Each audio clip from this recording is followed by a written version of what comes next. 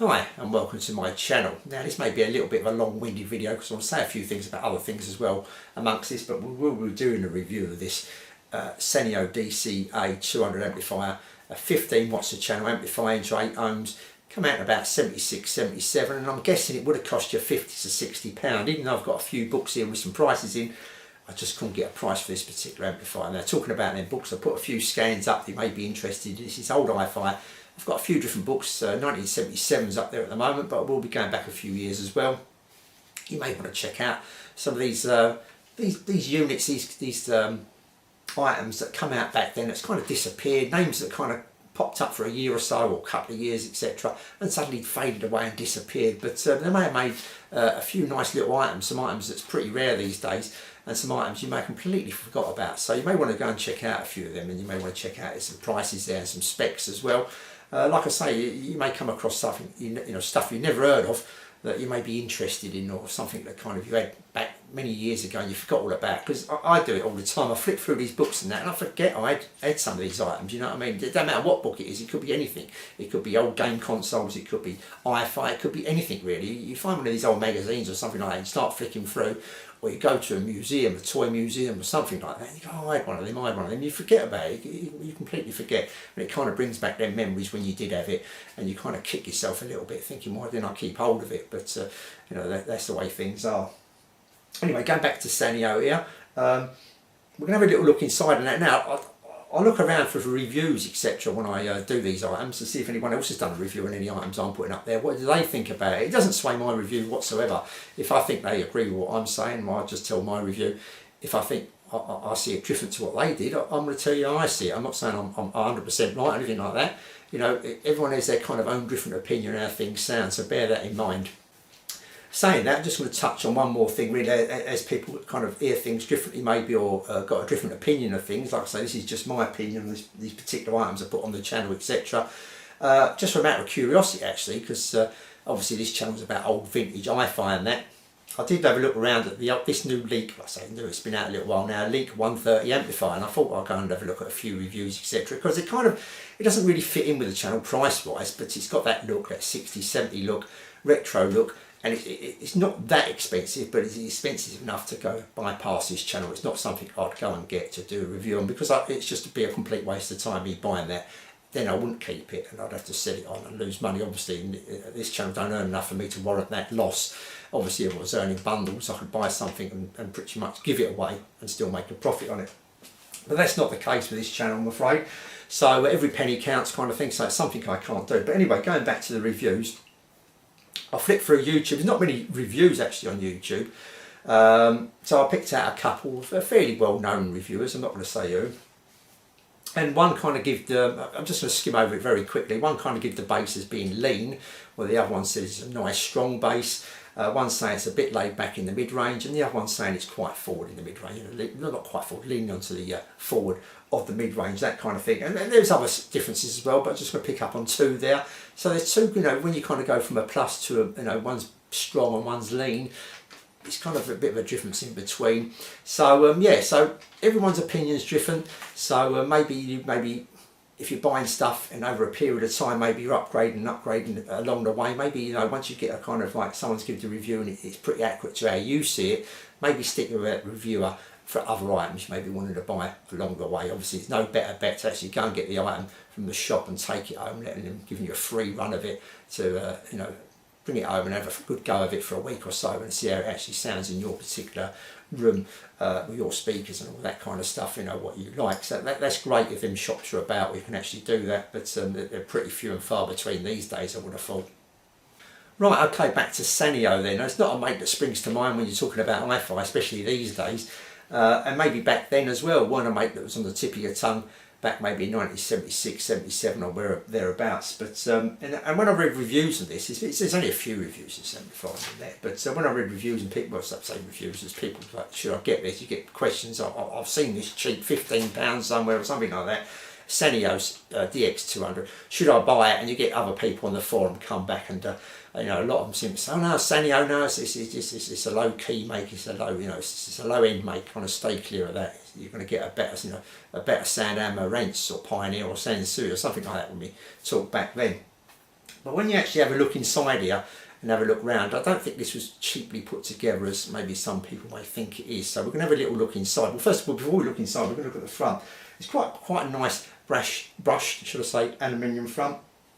What I would say, the only negative I'd give this amplifier is maybe it's the knobs. They're kind of like quite free flowing. They're quite easy to turn, where some people may just like a little bit of resistance as they turn it. So that resistance kind of gives it a bit more luxurious feel, where when you kind of turn the knob quite easy, you think, well, that's quite cheap and nasty kind of thing. And these have got little potentiometers inside, where some of them are bigger on other amplifiers, except these are quite small inside. But we're going to have a little look inside, like I say. Before I do that, sorry, let's have a look around the back.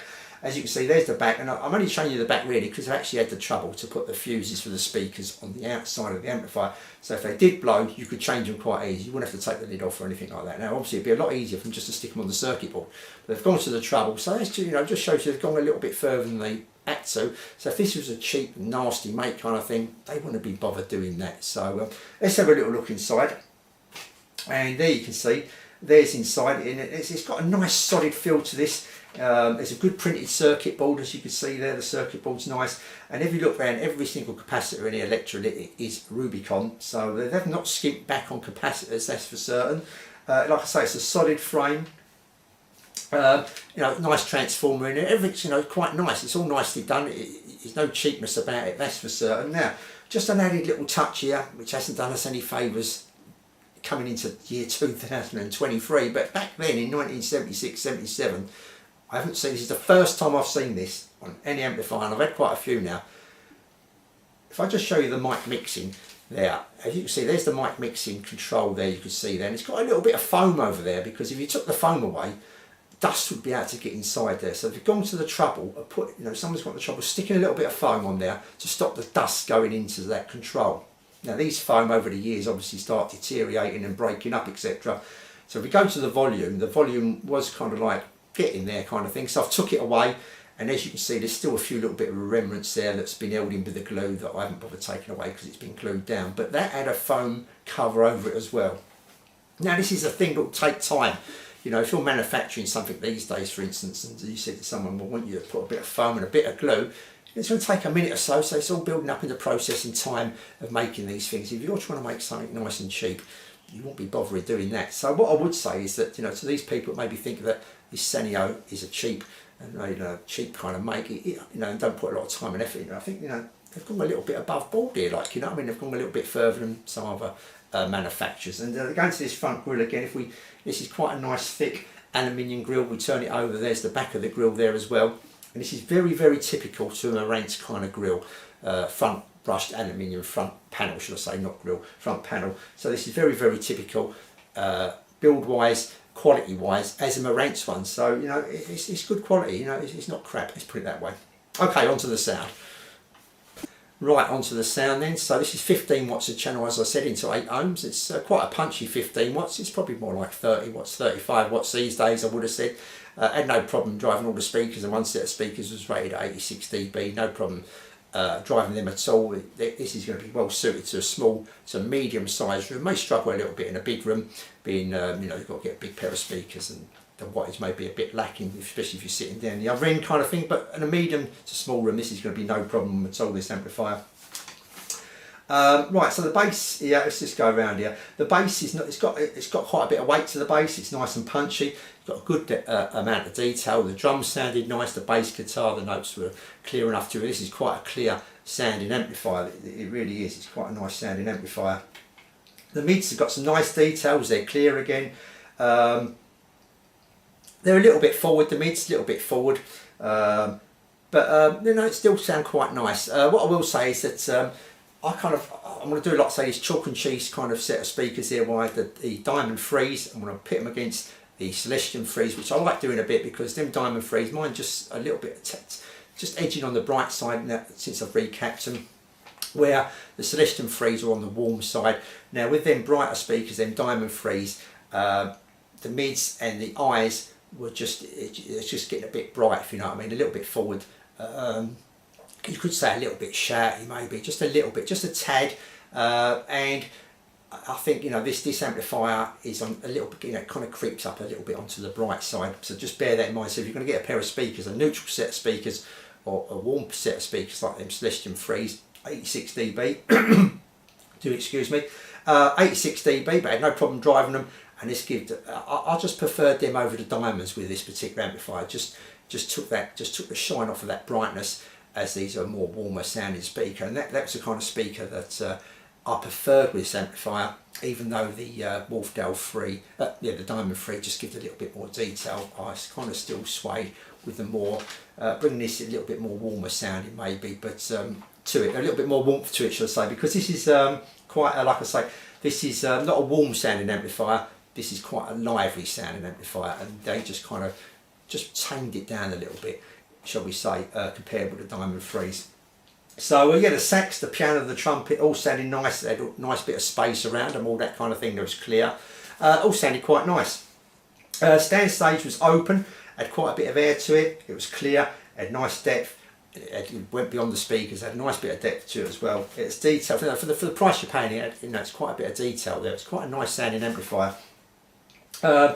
Like I say, it's got a little bit of edginess to it. Like I say, if you ain't going to tame it a little bit by bringing in a warmer sounding pair of speakers, and you're going to go the other way and just kind of slightly edging towards the brighter side set of speakers, it's going to kind of add that little bit of edginess to it as well, I think. So I think this is well suited with a warmer sounding set of speakers. This particular unit, don't forget how old this is. Obviously things kind of sway around a little bit spec wise and that, but that's how I found this here. So yeah, to kind of sum it up, shall we say, it's quite nice. You're not going to pay a fortune for this. I don't think. You're probably going to pick one up on eBay for £50 to £70, somewhere around there. And I think for that kind of money, you get yourself quite a decent little amplifier. You're going to notice how clear this is. It's like a clear, got quite a bit of weight to it, punchy amplifier, a lively sounding amplifier. So it's not a warm or sweet sounding amplifier. It's a punchy kind of sounding amplifier. Lively.